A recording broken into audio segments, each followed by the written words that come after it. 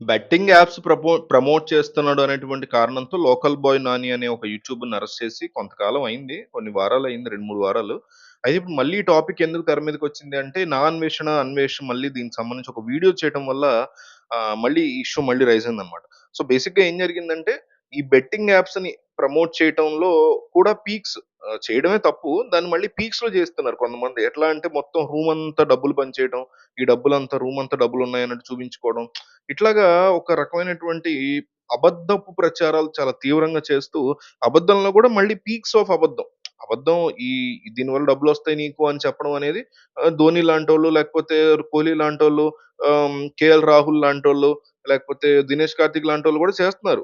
అక్కడి నుంచి స్టార్ట్ అవుతుంది. అది చాలా వాళ్ళు చేసినా గూడా తప్పే.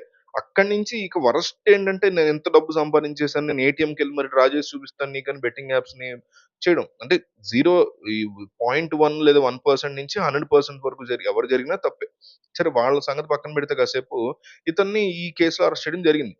అంటే మన ఇండియాలో ఎట్లా ఉంటదంటే తప్పులనేవి అందరం చేస్తున్నాం. ఈ కైండ్ ఆఫ్ గ్రాఫ్ 1% నుంచి 100% వరకు. బట్ 100%లో గూడా అందరిని పట్టుకోరు. ఈ లోకల్ బాయ్ నాని అనేటువంటి అతను ఏదో ఈ ఫిషర్‌మాన్ టైప్ ఆఫ్ థింగ్‌లో వెళ్లి వస్తూ ఉంటాడు. అందులో మంచి మంచి అడ్వెంచర్స్ వీడియోస్ తీస్తూ ఉంటాడు. అప్రిషియబులే. కానీ అతని దరిద్రమో ఏమో గాని ఇతను మాత్రం చాలా అడ్డంగా దొరికాడు. అతన్ని అరెస్ట్ చేయడం జరిగింది. డెఫినైట్‌లీ చెయ్యాలి. నేనేం కాదనట్లేదు. అట్లా చేసేవాళ్ళు చాలా మందున్నారు. దాన్ని మనం డెఫినైట్‌లీ వాళ్ళని కూడా మనం పట్టుకోవాలి. వాళ్ళని కూడా అరెస్ట్ చేయాలి. అట్లా ముఖ్యంగా ఈ పెద్ద పెద్ద సెలబ్రిటీస్ లోకల్ బాయ్ నాని లాంటి వాళ్ళు కొంచెం చదువో తెలియక అతనే అన్నాడు. నాకు చదువుకోలేదు. నాకు పెద్దగా తెలీదని. వాళ్ళని కస్టడీలో తీసుకోవాలి. ఆళ్ళని వదిలేయాలంట్ల. వాళ్ళతో పాటు ఈ ధోని లాంటి వాళ్ళు నేను చాలా పెద్ద ఫ్యాన్ ధోనికి. కోహ్లీ లాంటి వాళ్ళు లేకపోతే ఇట్లా చాలా మందున్నారు. పర్టిక్యులర్‌గా వీళ్ళని గాదు. సో, ఇట్లా ఈ ఎంపీఎల్ అని లేకపోతే డ్రీమ్ 11 ఇవన్నీ గూడా బెట్టింగ్ యాప్స్ కిందకే వస్తాయి. వీటిలో అసలెందుకు బేసిక్‌గా బెట్టింగ్ యాప్స్ అనే వాటిని ఎందుకు ఎంకరేజ్ చేయకూడదయ్యా అంటే వాటి ద్వారా డబ్బులు సంపాదించినోళ్ళు ఉన్నారు గదా! అంటే అది కాదు ఇక్కడ పాయింట్. దాని వల్ల డబ్బులు కోల్పోయి దాన్ని ఒక అడిక్షన్‌గా చేసుకొని దాంట్లో విపరీతంగా డబ్బులు పెట్టి కోల్పోయి ఆ అప్పులు తీర్చుకోలేక తమను తాము చంపేసుకునే వాళ్ళున్నారు. ఆత్మ డాష్ చేసుకునేవాళ్ళున్నారు. ఆ పదం వాడకూడదు యూట్యూబ్ ప్రకారం. సో, తమని తాము చంపేసుకునేటువంటి వాళ్ళు ఉండే అంత పరిస్థితిని అంటే ఒక చావుకి వీళ్ళందరూ కారణం అవుతున్నారు గదా! ఒక చావుకి కాదు ఎన్నో చావులు జరుగుతున్నాయి మన ఇళ్ళలో. మనం రోజు మీరొకసారి కొట్టి చూస్తే ఆ పదం కొట్టి ఎస్‌యుతో స్టార్ట్ అయ్యేటువంటి ఆ పదాన్ని ఇంగ్లీష్‌లో కొట్టి ఆంధ్రప్రదేశ్ ఆ పదం కొట్టి బికాస్ ఆఫ్ బెట్టింగ్ యాప్స్ అని కొడితే మీకు వందలు న్యూస్‌లొస్తాయి. ఎంతోమంది అట్లా చనిపోతున్నారు. మనం పైకి మీ ఇంట్లోనో, మా ఇంట్లోనో మనకు తెలిసినోళ్ళు, మీకు తెలిసినోళ్ళు జరగట్లేదు గానీ జరగట్లేదు అనుకుంటే తప్పు. అది ఆ బాధ్యత ఆ 1% చేస్తున్నటువంటి క్రికెటర్స్ దగ్గర నుంచి ఈ 100% చేస్తున్నటువంటి లోకల్ బాయ్ నానితో పాటు చాలా పెద్ద లిస్టే ఉంది. వీళ్ళందరూ ఎవరెవరో పేర్లు చెప్తుంటారు. వీళ్ళందరికీ కూడా ఈ బాధ్యత వర్తిస్తది. సరే పెద్ద పెద్ద సెలబ్రిటీస్‌ని టచ్ చేసేటువంటి దమ్ము ఎట్లాగో లేదు. అలాంటి సిస్టమే లేదు మన దేశంలో. అలాంటి చేతకాని పరిస్థితుల్లో, వ్యవస్థలో ఉన్నాం కాబట్టి వాళ్ళనెవడు వదిలేయమంటలే. వాళ్ళని క్వెషన్ చేయాలి, వాళ్ళని అరెస్ట్ చేయాలి, వాళ్ళని దీని మీద ముందు వాళ్ళ మీద బ్యాన్ విధించాలి. ఈ రకమైనటువంటి ప్రతి యాప్ మీద డ్రీమ్ 11 దగ్గర నుంచి అనేక యాప్స్ ఉన్నాయి. వీటన్నిటి మీద కూడా బ్యాన్ విధించాల్సినటువంటి అవసరం ఉంది. కొన్ని రాష్ట్రాలైతే డ్రీమ్ 11 కంప్లీట్‌గా తీసేసాయి గూడా. ఆ రాష్ట్రంలో ఆడకూడదనేసి. సో, ఓన్లీ క్రికెట్‌కి సంబంధించే గాదు మీకు ప్యాకార్డ్‌కి సంబంధించి ఉంటాయి.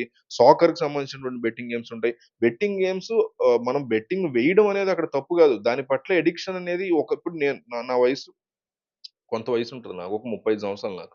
నా వయసులో బెట్టింగ్ ఏయడం అనే దాని మీద నాకొక గ్రిప్ ఉంటది. నాకొక ఒక దాని గురించి ఒక ఆలోచన ఉంటది. ఓకేరా నేను ఇంతవరకే ఏస్తా. ఒక 20,000 ఏస్తా, 1,00,000 ఏస్తా. నాకున్నటువంటి సంపాదన ప్రకారం నేను రూ. 1,00,000 ఏస్తా. వస్తే 1,20,000 వస్తాయిరా. రావంటే నేను వదిలేసుకుంటారా అని నెల రోజులు ట్రై చేస్తా. రాలేదు వదిలేసా. వచ్చాయి ఓకే. మళ్ళీ ట్రై చేస్తా. అది వేరు పద్ధతి.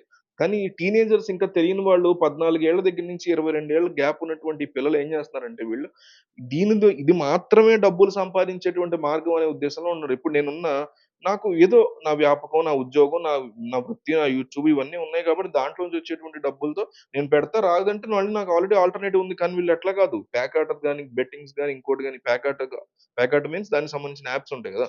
సో, వాటిల్లో పెట్టి అది మాత్రమే డబ్బులు సంపాదించే ఉద్దేశం అనుకుని వాళ్ళు పోయిన డబ్బును మళ్ళీ రాబట్టుకోవడం కోసం పెట్టి అట్లా లక్షలకి లక్షలు అప్పు చేసి పెట్టి వాడి దగ్గర పట్టుకొచ్చి, వీడి దగ్గర పట్టుకొచ్చి లోన్ యాప్స్ ఉన్నాయి ఆల్రెడీ పక్కన మీకు.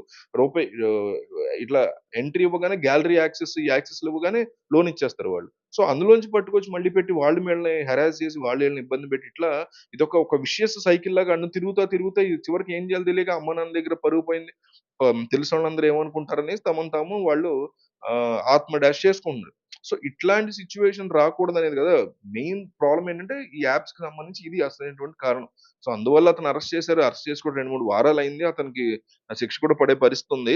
మళ్ళీ అన్వేష్ ఈ టాపిక్ ఎత్తాడు గాబట్టి, మళ్ళీ ఇది ట్రెండింగ్‌లోకొచ్చింది. అందుకని అందరూ అడుగుతున్నారు ఏమైంది? ఏమైందని అందుకని ఈ వీడియో చేయడం జరుగుతుంది.